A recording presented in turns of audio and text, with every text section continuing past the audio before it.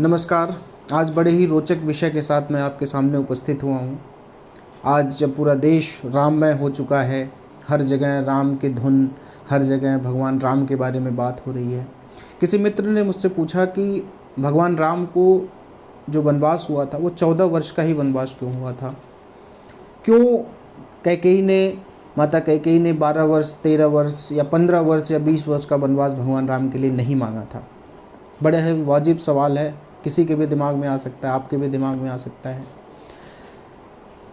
इस प्रश्न का जवाब मैंने पहले भी दिया है। मैंने सोचा कि आज उपयुक्त समय है इस प्रश्न का जवाब देने का। इस प्रश्न का जवाब वाल्मीकि रामायण में भी है।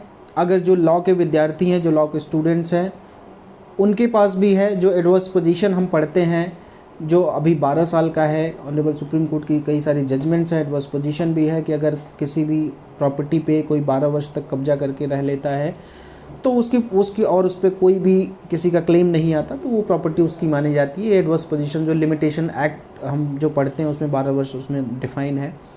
तो ये जो लिमिटेशन था वो 14 वर्ष त्रेता युग में था। कैसे था, क्या मान्यताएं थी, उसके बारे में आज मैं डिस्कस करूँगा। देखिए, ऐसी मान्यता थी त्रेता युग में कि अगर 14 वर्ष तक किसी भी साम्राज्य पर, किसी भी राज्य पर कोई किसी का आधिपत्य होता है तो वो उसी का मान लिया जाता है। और एक ऐसी मान्यता भी है कि 14 वर्ष तक अगर कोई भी किसी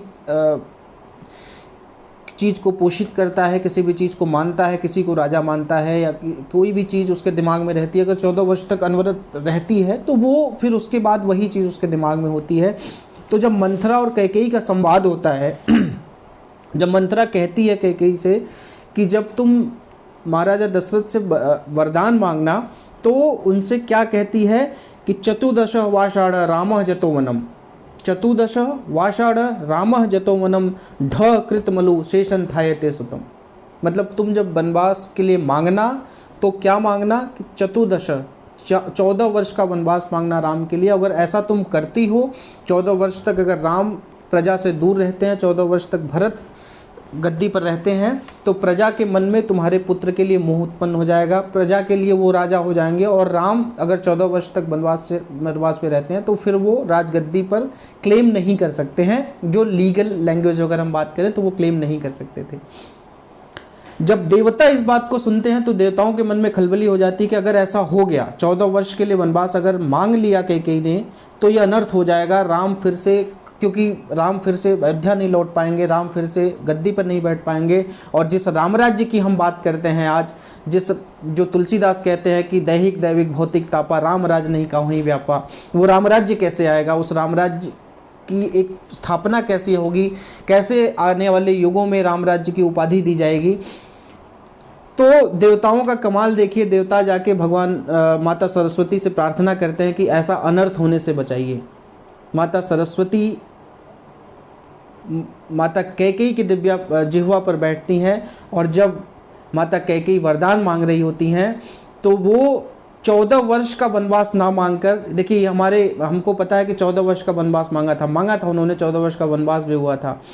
लेकिन उसकी टेक्निकलिटी देखिए कि जो वो वनवास मांगती हैं तो 14 वर्ष का सीधा वनवास न मांग के वो क्या कहती हैं कि 9 पंच च वर्षाणी दंड कारणे माश्रिता।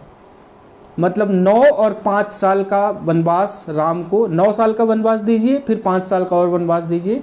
मतलब 9 5 14, 9 वर्ष और 5 वर्ष का मिलाकर 14, मतलब एक साथ 14 वर्ष का वनवास उन्होंने, जब उनकी जिह्वा पर माँ सरस्वती बैठती हैं तो वो ये मांग लेती हैं कि 9 पंच च वर्षाणी दंड कारणे माश्रिता। तो भगवान राम को आप 9 साल और उसके बाद 5 साल का और वनवास उनको दीजिए। दशरथ से वरदान मांगती हैं, जो दशरथ उनको वरदान देते हैं। इस तरह से जो एक टेक्निकलिटी होती है, जो हम एडवर्स पोजीशन तो हम अभी पढ़ते हैं, उस एडवर्स पोजीशन को भी बचा लिया गया और भगवान राम फिर से अयोध्या आते हैं, अपना राज्य संभालते हैं।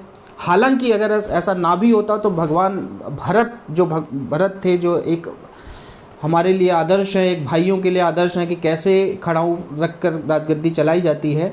लेकिन उसके बावजूद भी एक ये जो वीडियो मैंने बनाया लॉ के विद्यार्थियों के लिए भी एक एक सीखने वाली बात है कि एडवर्स पोजीशन त्रेता युग और द्वापर युग में भी था। जैसे द्वापर युग में भी ये घट के 13 वर्ष हो गया था, आज के युग में ये घट के 12 वर्ष हो गया है।